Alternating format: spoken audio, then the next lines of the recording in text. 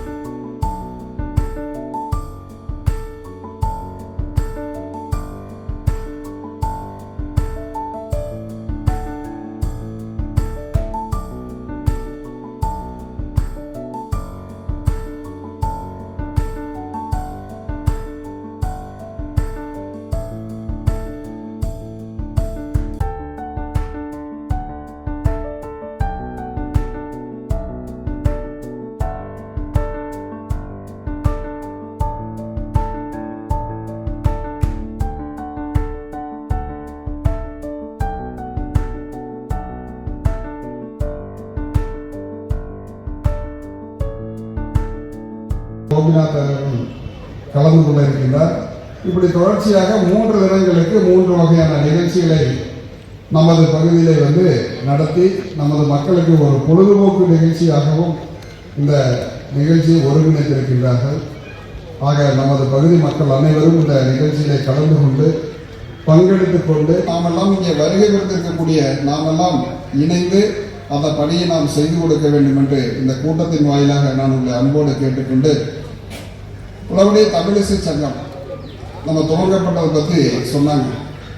ஓராண்டு காலத்திற்குள் ஒரு மிகப்பெரிய வளர்ச்சி என்று சொன்னார்கள்.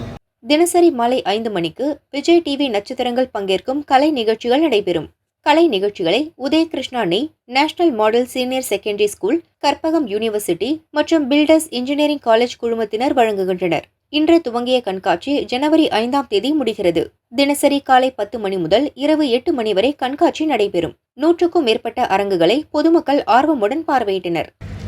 தமிழிசை சங்கத்தின் அனைத்து உறுப்பினருக்கும், தலைவர், செயலாளர், பொருளாளர் எல்லா உறுப்பினர்களுக்கும் என்னுடைய இந்த பில்டர் அசோசியேஷன் சார்பாக நன்றி.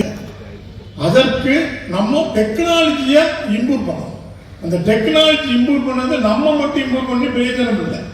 எக்ஸாம்பிள் எடுத்துக்கிட்டுங்களா, மணல் வேண்டாம்னு சொன்னோம். எம்சாண்டுக்கு மக்கள் வரவே இல்லை. ஒரு 10 வருஷமா வரவே இல்லை. மணலுக்கு மாற்றி எம்சாண்டுன்னு சொல்லி ப்ரூவ் பண்ணி, இன்ஜினியரிங் சைடில் ப்ரூவ் பண்ணி எல்லாம் செஞ்சோடனே இப்போ எம்சாண்டு எல்லாருமே வாங்கக்கூடிய ஸ்டேஜில் வந்துட்டாங்க. அதே மாதிரி ஒவ்வொரு டெக்னாலஜியும் அடுத்த லெவலுக்கு கொண்டு போவதில் இந்த அஸ்திவாரம் பில்ட் எக்ஸ்போ மிகவும் பயனுள்ளதாக இருக்கும். இந்த